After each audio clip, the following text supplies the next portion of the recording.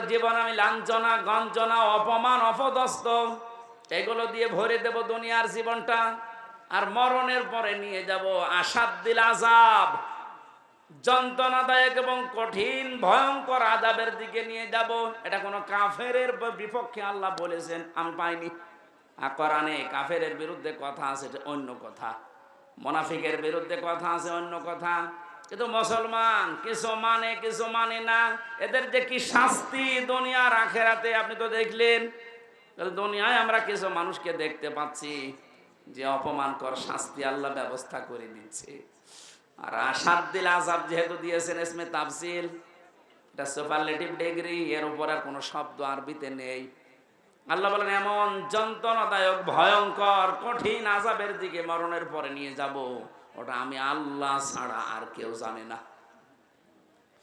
এজন্য জালেম যারা, আপনাদের দুনিয়া শেষ হয়ে গেছে, আখিরাত তো আপনি শেষ করে ফেলেছেন। আপনাদের জন্য বড় আফসোস লাগে আমাদের। আমরাও যদি কোনো জুলুম করি আমরা নিজেরা আজকে থেকে থেমে যাব, কারণ জালেম মাজলুম এই দুইটা শব্দ ভয়ঙ্কর। ইত্তাকি দাওয়াতাল মাজলুম ফাইন্নাহা লাইসা বাইনাহু ওয়া বাইনাল্লাহি হিজাব।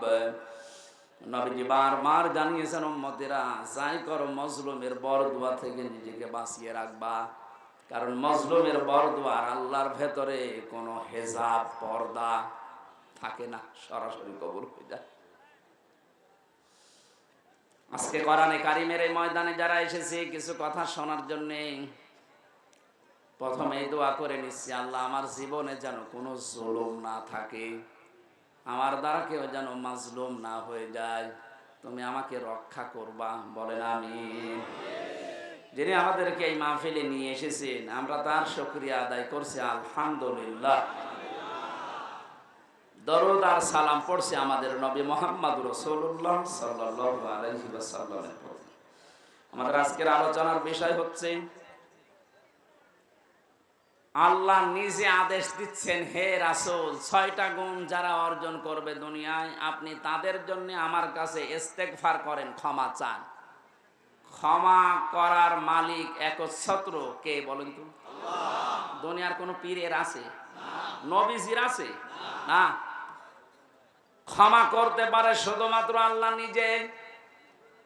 ফাসাব্বিহ বিহামদি রাব্বিকা ওয়াস্তাগফির, আপনি ইস্তেগফার করেন আল্লাহর কাছে, তার তাসবিহ তাহলিল আদায়ের মাধ্যমে আপনি ইস্তেগফার করেন। ইন্নাহু কানা তাওয়াবা, কারণ তিনি তাওবা কবুলকারী, ইস্তেগফার কবুলকারী। আমার ভালোভাবে শিক্ষা নেওয়ার বিষয় এখানে এইটা, যেহেতু তাওবা কবুল করবেন একজন, তিনি আল্লাহ, তিনি নিজে শিখিয়ে দিচ্ছেন, নবীজি এই 6টা গুণ যাদের ভেতরে আছে আপনি তাদের জন্য আমার কাছে ক্ষমা চান। তাহলে এটা ক্ষমা করার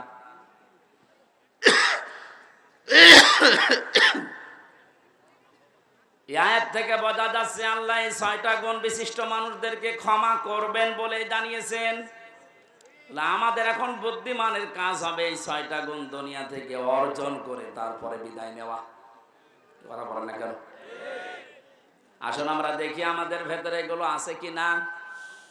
সূরা মুমতাহিনা 12 নম্বর একটা মাত্র আয়াত পড়েছি। মুমতাহিনা শব্দের শাব্দিক অর্থ হচ্ছে পরীক্ষিতা নারী। কি নারী? যারা পরীক্ষা দিয়ে উত্তীর্ণ হয়ে গেছে। এ পৃথিবীতে বহু নারীর জীবনী আমি পড়েছি, সর্বোত্তম জীবনী আমার কাছে 6 জনের মনে হয়েছে। এই মানুষগুলো পরীক্ষা দিয়ে উত্তীর্ণ হয়ে তারা জান্নাত অলরেডি আল্লাহ পেয়ে গেছে। তার ভেতরে 1 নম্বরে হযরতে আসিয়া। হযরতে আসিয়া আলাইহিস সালাম এত বেশি পরীক্ষা দিয়েছিলেন তার ঈমানের উপরে টিকে থাকতে গিয়ে। পৃথিবীর মানুষরা যদি হিসাব করে হিসাব মিলানো সম্ভব না। শুধুমাত্র ঈমানের উপরে টিকে থাকতে গিয়ে হাতের ভেতরে তিনি পেরেক লাগিয়ে দিয়েছে তার নিজের স্বামী, পায়ের ভেতরে পেরেক লাগিয়েছে,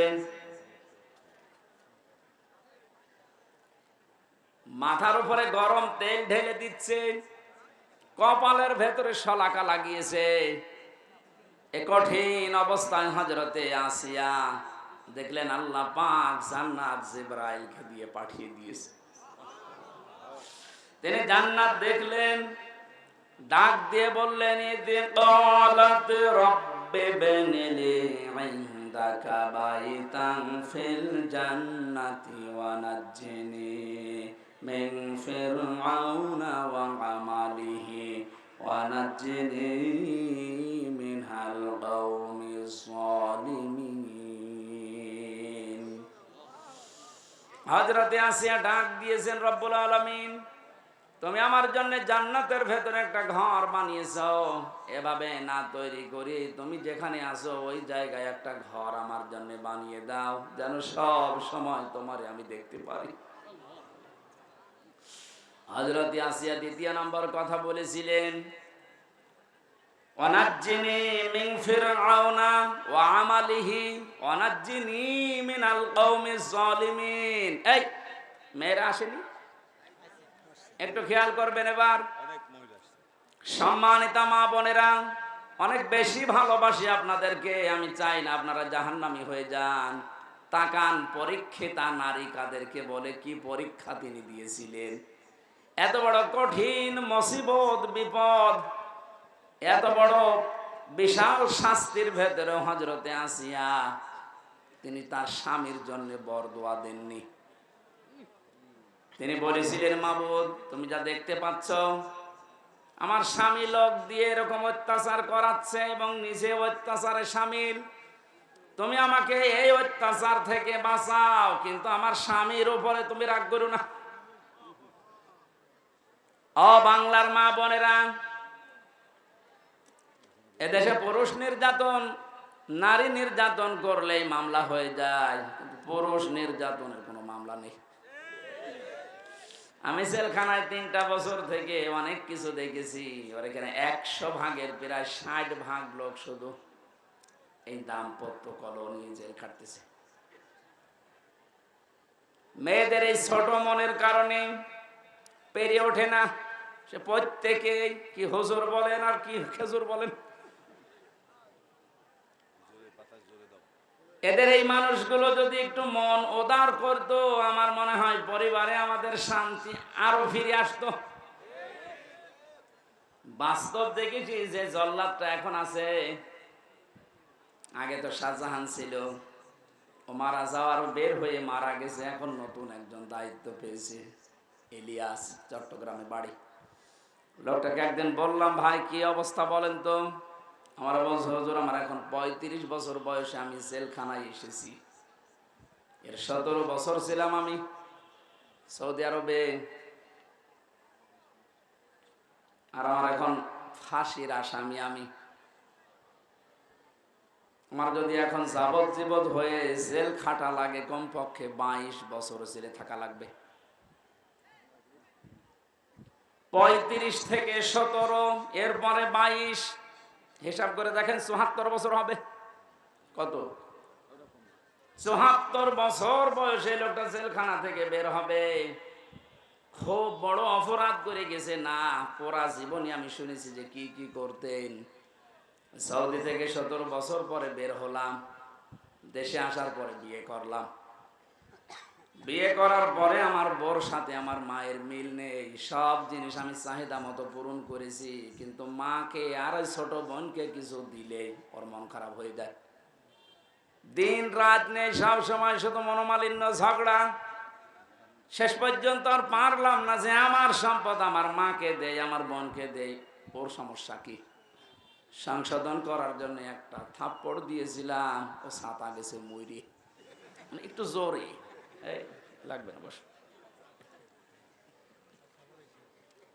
মারা যাওয়ার পরে তো বউ মারা কেস, প্রথমে ফাঁসি হয়ে গেল, এরপরে যাবজ্জীবন।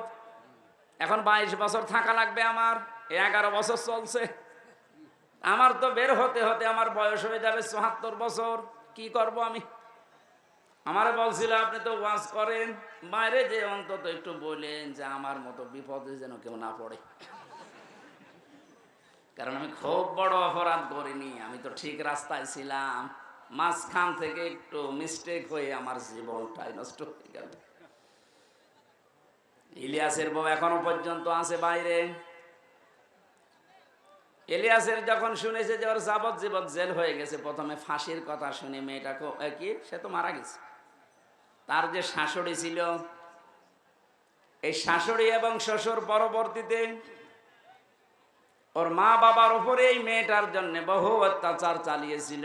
ভেতরে যেহেতু যোগাযোগ বিচ্ছিন্ন ছিল, কষ্টের কথাগুলো যখন এসে এসে আমার কাছে বলতো, আমি নিজেই কেঁদে ফেলতাম যে এই লোকটা তো সেরকম মেজর অপরাধ না, আর তো মারার জন্যও মারে নাই, শুধু সংশোধনের জন্য একটা থাপ্পড় দিয়েছিল, ছাতা মরে গেছে। স্ত্রীর যদি মনটা উদার হতো, মন যদি বড় হতো, নবীজির হাদিস যদি এই মেয়েটা মানতো, বিশ্ব নবী জানিয়েছেন পৃথিবীর মেয়েরা তোমরা যদি মনে করো যে আমার স্বামীর হায়াত বেড়ে যাক, আরো বেশি দিন বেঁচে থাক, আমার স্বামীর সম্পদ সম্মান আরো বেড়ে যাক, তাহলে স্বামীকে মাঝে মাঝে বলবা তার রক্তের সম্পর্ক যেগুলো এগুলো যেন অটুট রাখে, ঠিক রাখে। পৃথিবীর মানুষের সবচেয়ে বেশি রক্তের সম্পর্ক তার মায়ের সাথে। এক কথা বলে কেন? এই জন্য পুত্রবধূ যারা বসে আছেন, আমার যতটুকু বাস্তবতার জ্ঞান আছে আমি দেখেছি এই দেশে আমরা যারা জামাই আছি, এটা মনে হয় রেকর্ড হয়ে কালকে আমার ম্যাডাম শুনবে, শুনুক, কপালে যা আছে হবে। আমরা জামাইরা যেভাবে আমাদের শাশুড়িকে শ্বশুরকে যেইভাবে দেখি, যেই নজরে দেখি, আর যেভাবে আচরণ করি, বউগুলো যদি তার হাফ আমার মা বাবার সাথে, আমাদের মা বাবার সাথে ওইটা করতো, এই দেশে কোনো ছেলে আলাদা হওয়া লাগতো না। একটু বেশি বলে ফেললাম না? ঠিক মানে 100 ভাগ ঠিক। আপনি অনেকে মনে করেন আমি নামাজ পড়ি, রোজা রাখি, আমি কালো বোরকা পরে বাজারে যাই, আমি জান্নাত পাবো না। মানে কিসের জান্নাত?